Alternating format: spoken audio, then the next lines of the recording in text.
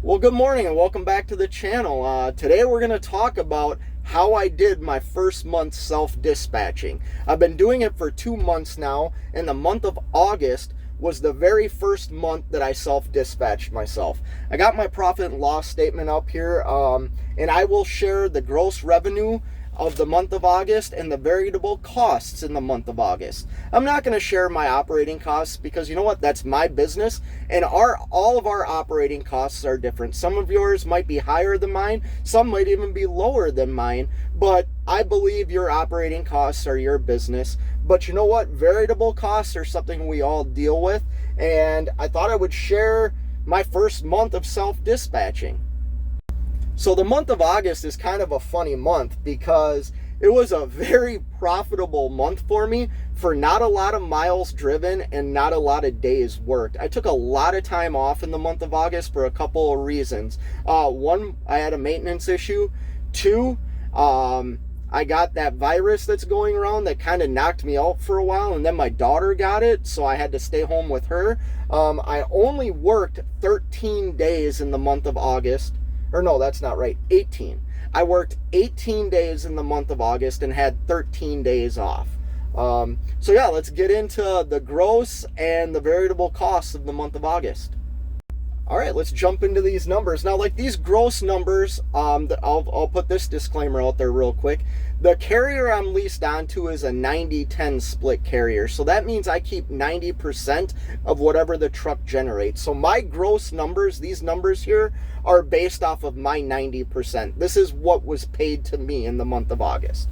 So in the month of August, I generated $25,301.86. And I was able to achieve that only driving 6,346 miles. Now, I didn't work a lot in the month of August. Like I said, I worked 18 days and had 13 days off. So now let's get into some variable costs for the month of August. All right, the first variable cost is all my fuel costs. That's truck fuel, diesel for the reefer, and DEF fluid. I ended up spending $5,184.15 on fuel. Now, I will say there is a fuel, when I got back to Minnesota thinking I was going to leave again, I fueled my truck up. So there's about $850 in this fuel cost of fuel that I did not use in the month of August. I used it in September, but you know what? I purchased it in August, so it went on my profit and loss. So yeah, the first variable cost is all my fuel expenses of $5,184.15. All right, my second variable cost is some maintenance I had done on the truck. I ended up having to spend $1,300.67 in the month of August on maintenance. I got 2 new steer tires, and I had an oil change done in the month of August also. So yeah, that total was $1,300.67 in maintenance costs. Another variable cost that my business accrued over the month of August was tolls and scale fees. Now, I ended up spending $422.75 on scales and on tolls. That's combined. I don't run a lot of toll roads. That's a pretty high number for me. I must have had to run the Pennsylvania Turnpike once or twice. But yeah, I ended up spending $422.75 on tolls and scales. All right, this variable cost is something I despise. And I've shared on my channel where I live in the Minneapolis and St. Paul area, there is hardly any truck parking. There's a couple of truck stops that I just refuse to go to. And if I want to park close to the house, the only spot that's near my house is a paid lot. Otherwise, I'm parking 45 minutes to an hour away from where I live. So for the 13 days I was at home, I did park my truck in the paid lot, and that cost me $292 to park my truck for 13 days. I think it was like $22, $23 a night. I don't think I'll park there again. It was a very tight lot. I was scared of my trailer getting hit, my truck getting hit. But you know what? It's close to my house. But yeah, for $292, maybe I gotta find parking. All right, let's add up all these costs. Add the fuel cost of $5,184.15.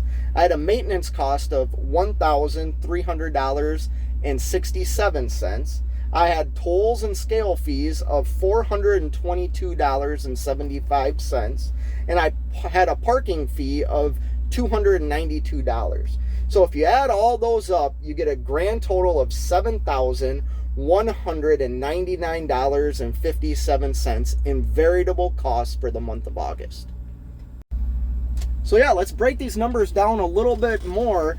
My first month self-dispatching. So like you just saw or heard in the previous clip, my total variable costs for the month of August were $7,199.57. Now that is a cost per mile of $1.13, because remember, I didn't run many miles in the month of August. I only ran 6,346 miles.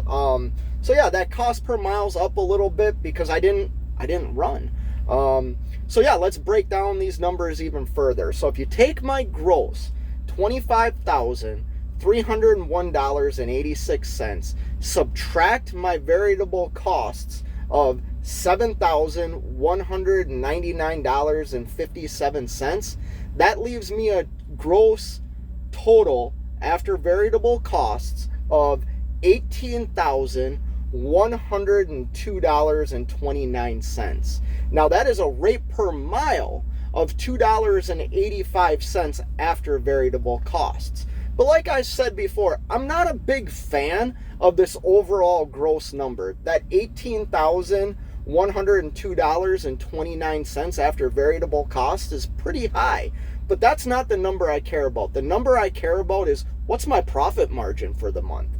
So if you take $18,102.29, divide it by my overall gross of $25,301.86, that means my business had a profit margin of 71.5% in the month of August. My first month self-dispatching, I almost kept 3/4 of business profit off of my gross.